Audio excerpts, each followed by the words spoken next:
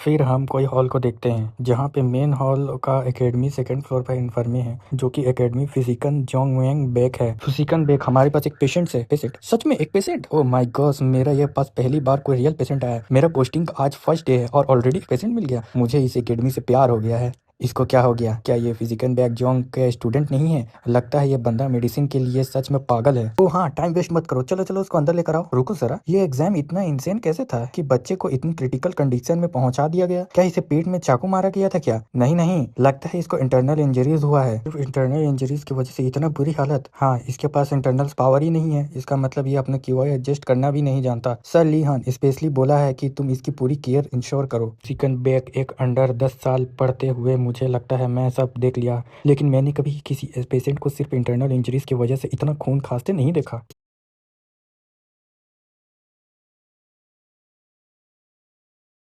क्या कर रहे हो तुम इधर रुक के? नहीं नहीं, कुछ नहीं। मुझे ऐसा लगा कि वो पहले से थोड़ा सा ठीक होते जा रहा है। फिर डॉक्टर उसका हाथ पकड़ के पल्स चेक करता है। युआन चियान मन में सोचता है, ओ शिट, मुझे लगा ही नहीं कि वो मुझे इन्फर्मरी ले आएंगे। मैं तो अपने जख्म लगभग पूरे ठीक कर चुका था। पर तो मुझे अभी भी हो रहा है, पर जब तक मुझे शांत रहना पड़ेगा जब तक ये मेरा नस चेक कर रहा है। डॉक्टर बोलता है इसकी नस बहुत तेज और इरेगुलर है। लगता है इंटरनल इंजरीज काफी ज्यादा थी। लेकिन ये सच में अजीब है, अगर कोई अपनी जुबान भी काट ले तब भी इतना खून नहीं आ सकता। चलो अभी के लिए एक्यूपंक्चर ट्राई करता हूँ। तभी डॉक्टर के पीछे से बुम से आता है कोई, और फिर ये डॉक्टर डर जाता है, जो बोलता है, ओ माय गॉड, मुझे ऐसे मत डराया करो सर सियोपेंग। हाँ, क्या हुआ? अरे यार, मुझे याद है तुम फिजिकल भी एक छोटे से डरपोक चेले हुआ करते थे। अब एकेडमी में फिजिकल की पोस्ट पर प्रमोट हो गए। वाह, तुम तो छा गए गुरु। डॉक्टर बोलता है, पर देखता हूँ पर तुम्हारा गुरूर तो वैसा ही है। हॉस्पिटल क्यों आए? लेफ्ट हैंड रॉयल बॉडीगार्ड के होने के नाते मैं तो सोच भी नहीं सकता कि आप किसी लड़ाई में घायल हुए होंगे। बड़ा बैड से बोलता है।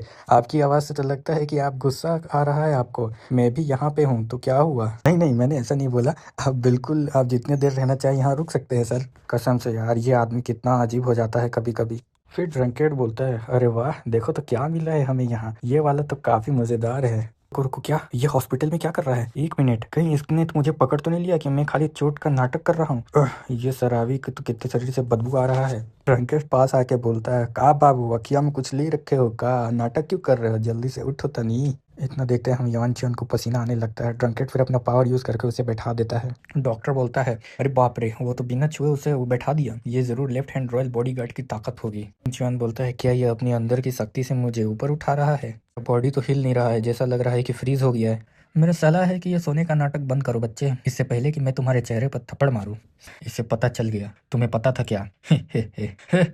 कितना इंटरेस्टिंग बात है। उसने तो मेरी पावर्स पर आंख तक नहीं झपकाया, उल्टा वो मुझसे बदतमीजी करने लगा। रॉयल बॉडीगार्ड की पावर्स के साथ मैं तो सिर्फ तुम्हारी सांस सुनकर ही बता सकता हूँ कि तुम सो रहे हो या नहीं, छोटे बच्चे। क्या सच में वो सिर्फ मेरी सांस से ही बता सका था? 10 से 20 साल की उम्र के जवान लड़के 1 मिनट में एवरेज में 12 से 20 बार सांस लेते हैं। अभी एक पल आपने पे तुम्हारी पहली रफ्तार अननेचुरली धीमी 8 बार थी। यार, ये बताने की क्या ज़रूरत थी? ड्रंकेट बोलता है, आजकल के बच्चे तो सिर्फ बाहर से ही हिम्मत दिखाते हैं, पर अंदर से तो वो एकदम नाजुक होते हैं। पर तुम हो असली चीज। मुझे लगा था कि वो इसीलिए आया है क्योंकि उसे पता चल गया है कि मैं ड्रिल हॉल में चोट का नाटक कर रहा था। कसम से आजकल के बच्चों में ज़रा सा भी सब्र नहीं। ज़रा भी मुश्किल आए तो वो हार मान जाते हैं और आसान रास्ता चुन लेते हैं। जैन सोचता है, खैर सच बोलूँ तो उस एग्जामिनेशन में मुझे थोड़ी सी मदद मिली थी पास होने के लिए। मेरा कहने का मतलब ये है कि तुम में है असली हिम्मत बच्चे। योपेंग, मेरा मरीज अभी बहुत नाजुक हालत में है, पहले मुझे उसके जख्मों का इलाज करना पड़ेगा। शांत रहो तुम। क्या तुम्हें दिखाई नहीं दे रहा तुम्हारा ये एल्डर यहाँ यहाँ बात कर रहा है? चैन खून की उल्टी करता है और ड्रिंकेड और डॉक्टर देख के बोलते हैं, हैरान होते हैं, ये तो लगता है सच में खून की उल्टी कर रहा है। तब ड्रंकेड उसे वापस लेटा देता है और उसके शरीर को अनफ्रीज कर देता है, जिससे वो बोलता है, मेरे गर्दन में दर्द हो रहा है। तभी एक बोलता है, मैं तुम्हें अपने अंडर लेना चाहता हूँ बच्चे। जिसे सुनकर डॉक्टर शॉक होता है। यूएन चैन उसकी तरफ देखता है, डॉक्टर का मुंह खुला हो जाता है। ड्रंकेट अपना घूंट लगाने लगता है। क्या क्या तुम्हारा क्या मतलब है? मैंने तुमको बोला कि मैं तुमको अपनी स्टूडेंट बनाना चाहता हूँ ताकि मैं तुमको टीच कर सकूँ। मतलब लेफ्ट हैंड रॉयल बॉडीगार्ड के तरीके से? क्या तुम्हें पता है कि मैं कौन हूँ? तो क्या यहाँ ऐसा कोई है जो तुम्हें नहीं जानता? अगर आप मुझे अपना स्टूडेंट बनाओगे तो सिर्फ 6 सेकंड को लोगों को नाराज़ करोगे। ये तो मज़ेदार बात है। मैं रॉयल बॉडीगार्ड हूँ और तुम्हें अपना चेला बनाने का ये फैसला मेरा है। वो क्या कर लेंगे इस बारे में मैं भी देखूँ जरा। और तुम्हारे बगैर भी उन्हें आपस में लड़ने का चिंता है, तो फिर भी ये मेरे लिए एक सुनहरा मौका हो सकता है। युएन चेन मन में सोचता है, पर क्या हुआ अगर ये एक ट्रैप हुआ तो? ये है वो बदनाम सेवेंथ यंग लॉर्ड, क्योंकि मिरर प्रीस्टहुड का बड़ा टूर्नामेंट हो रहा है। मुझे लगा कि उसे गिराने के लिए कोई गंदा चाल चलेंगे, पर उसे इतना खून निकालना और चलाना कितना बुरा है, समझ नहीं आ रहा। ये सब इतना अचानक हो रहा है और मैं तो अभी एकेडमी में हूँ भी नहीं। मुझे पता नहीं कैसा लग रहा है कि मुझे पहले ही ले लिया जा रहा है। अगर आप मुझे ऐसे देखेंगे कि जैसे मैं तुमसे भीख मांग रहा हूँ अपने चेला बनाने के लिए।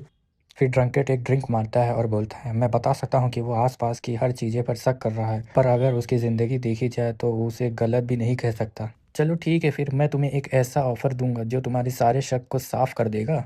फिर ड्रंकेट कुछ येलो पेपर निकाल के देता है। यूएनचिन बोलता है, ये पीला पेपर क्या है बच्चे? ये वही चीज़ है जिसकी तुम्हें एकेडमी में ज़िंदा रहने के लिए ज़रूरत है।